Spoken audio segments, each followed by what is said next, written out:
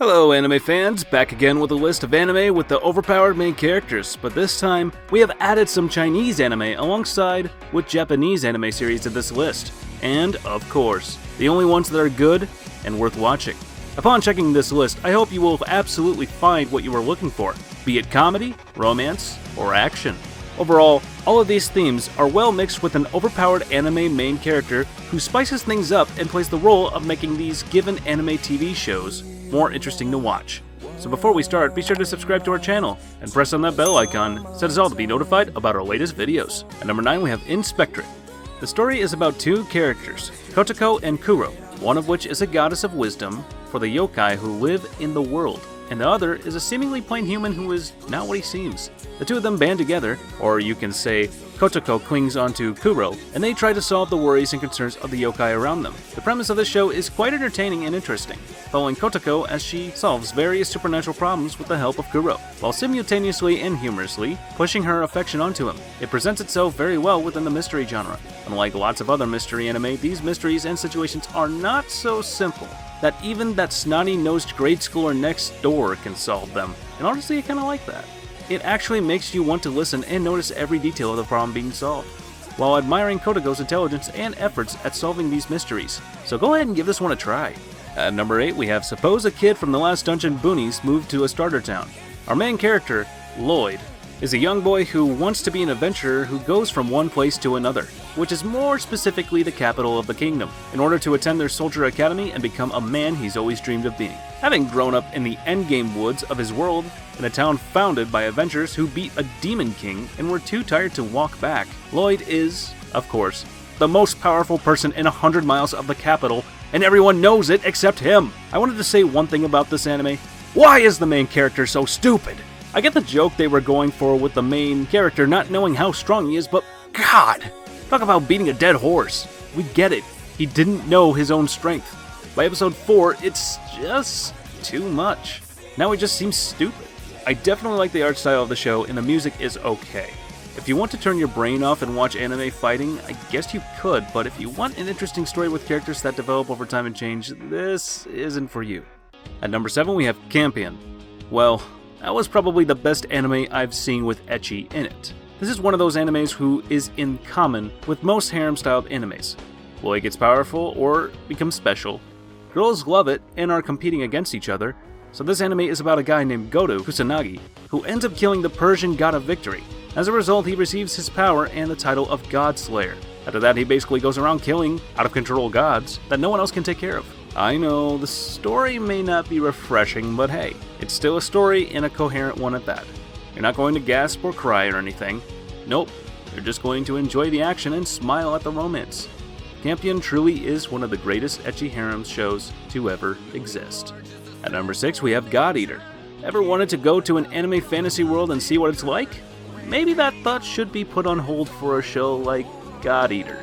In this series, it's a world that most people probably wouldn't want to visit.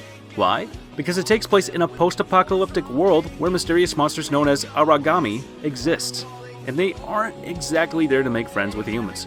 Why, you ask? Because they eat everyone.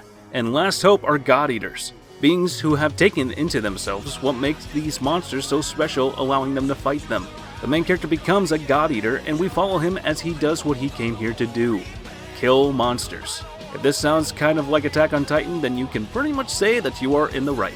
God Eater is one of those odd shows that starts out as kind of a slow burner for a few episodes at risk of losing you, but then goes from 0 to 100 real quickly, and it sucks you right back in. At number 5 we have Garo, the animation. Garo is a story about good versus evil. There is nothing special nor wholly new about it, but that is where the show keeps it tight. The series takes us to a fantastical but horrific world of plagues and demons, and the protectors who fight against them. We follow Leon, a young Machi knight, struggling to discern between two ethos, a desire for revenge or the duty to protect. Its narrative may be sorely lacking and at times questionable, but it does have an ample amount of intrigue and cleverness. All in all, Garo unfolds a pretty decent and solid story, a tale of discovering one's duty and purpose. And to sum it all up, Garo comes as a surprise. It may lack the intricacies and refinement that adorn the bigger anime, but it shows behind all that it is one daring and remarkable effort. At number 4 we have Kurasu.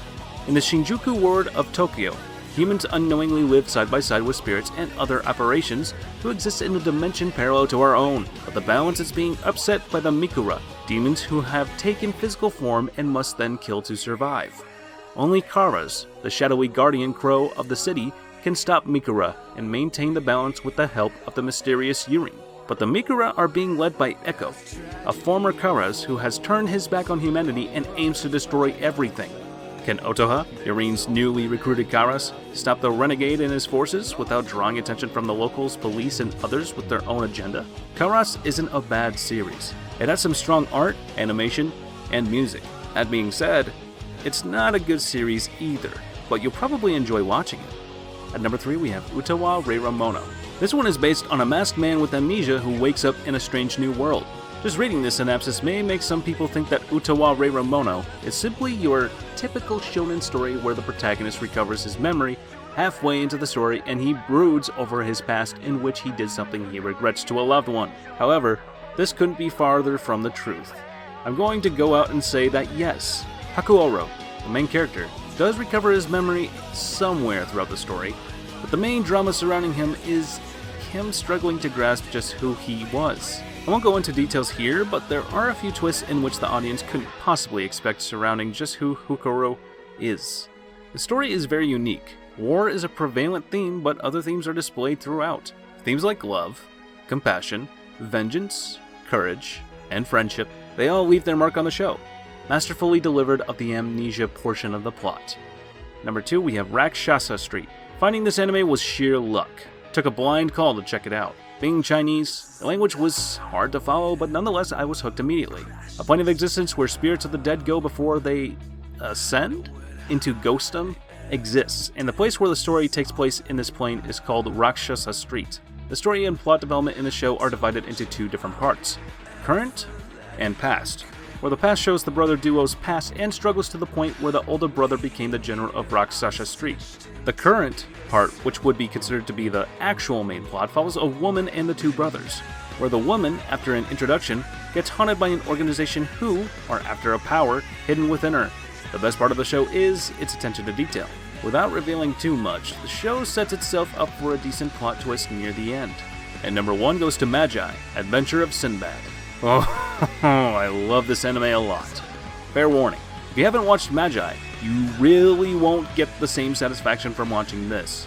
I suggest watching the Magi series first before watching this. The story is brilliant, depicting the life of probably the strongest living character in Magi. This is a prequel series that shows us the life of Sinbad and his journey to change the world, such as the struggles that he experiences and the people that he meets to get stronger. The pacing seems rather okay at times, and sometimes it does feel a bit rushed. But apart from that, I find it easy to get into the mood. I have found the story filled with adventure and comedic aspects that have honestly grabbed me and have cracked me up. The history of Sinbad, Sinbad's friends and family, if you are here to witness who he was as a child, why he became who he is right now, and what caused him to become great, then this is the anime for you. Well, that's all for today's list. Did you like this video? And if you did, be sure to give it a like. Also, be sure to mention which anime was your best pick from the list in the comment section below.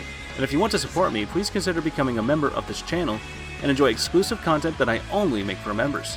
And as for now, I'll catch you later. See you in the next one.